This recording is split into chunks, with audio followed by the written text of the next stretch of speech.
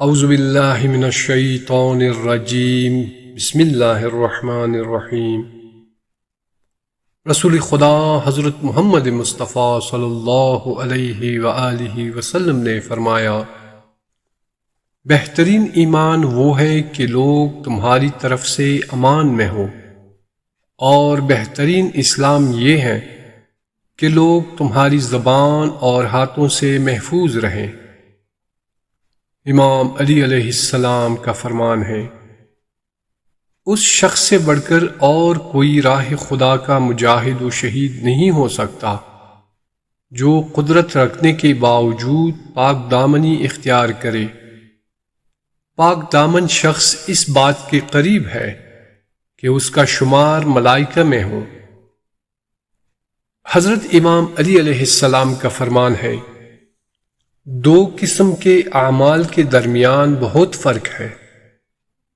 ایک تو وہ عمل جس کی لذت جلد ختم ہو جاتی ہے اور اس کا گناہ باقی رہتا ہے، دوسرا وہ عمل جس کی مشقت جلد ختم ہو جاتی ہے اور اس کا اجر باقی رہ جاتا ہے۔ امام حسین علیہ السلام کا فرمان مبارک ہے، بے آبرو اور پست و رذیل افراد کے ساتھ ہم نشینی شر اور بدی ہے، اور گنہگاروں کے ساتھ ہمدم و رفیق ہونا لوگوں کی بدگمانی اور اعتماد و اعتبار کھونے کے مترادف ہے۔ امام علی علیہ السلام فرماتے ہیں،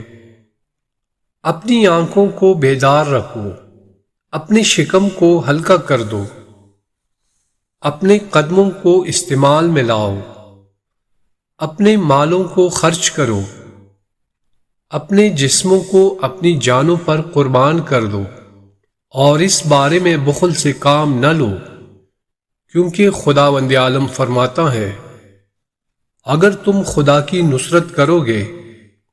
تو وہ بھی تمہاری نصرت کرے گا اور تمہیں ثابت قدم رکھے گا۔ نیز یہ بھی فرماتا ہے، کون ہے جو خدا کو قرض حسن نہ دے کہ اسے وہ اس کے لیے دگنا کر دے گا اور اس کے لیے باشرف اجر ہے۔ لوگو، خدا نے تم سے نصرت اس لیے طلب نہیں کی کہ وہ کمزور ہے، اور قرضہ اس لیے نہیں مانگا کہ اس کے پاس کچھ نہیں ہے۔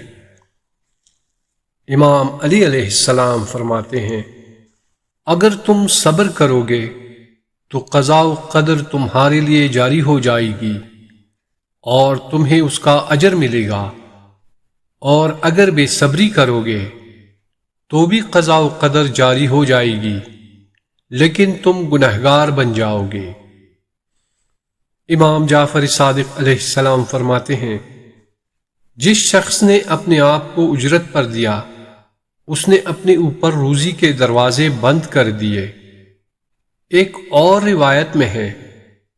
اپنے اوپر روزی کے دروازے کیوں نہ بند کر دے گا، جبکہ وہ جو کچھ کماتا ہے وہ تو اس کے مالک کے لیے ہو جاتا ہے۔ امیر المؤمنین امام علی علیہ السلام نے فرمایا، اے اللہ،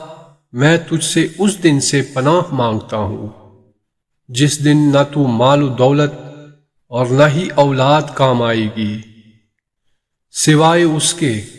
جو پاک و صاف دل کے ساتھ اللہ کی بارگاہ میں حاضر ہوگا۔ امام جعفر صادق علیہ السلام نے فرمایا، تین چیزیں ایسی ہیں کہ ان کے متعلق کسی کا عذر قابل قبول نہیں ہے، اور وہ تین چیزیں یہ ہیں، صاحب امانت کو امانت پلٹانا، چاہے وہ نیک ہو یا برا، کسی سے کیے گئے عہد و پیمان کو نبھانا، چاہے وہ شخص نیک ہو یا برا، ماں باپ سے نیکی و احسان کرنا، چاہے وہ اچھے ہوں یا برے۔ حضرت امام علی علیہ السلام فرماتے ہیں، پس اللہ تعالیٰ نے اپنی حدود کی حفاظت اور حرمت کے لیے ہمارا ارادہ فرمایا۔ ہم پر ایمان رکھنے والا ایمان کی بنا پر اجر و ثواب کا طلبگار ہوتا ہے، اور ہمارا انکار کرنے والے کو اصل کی حمایت پیش نظر ہوتی ہے۔ اللہم صلی علی محمد وآل محمد وعجل فرجہ۔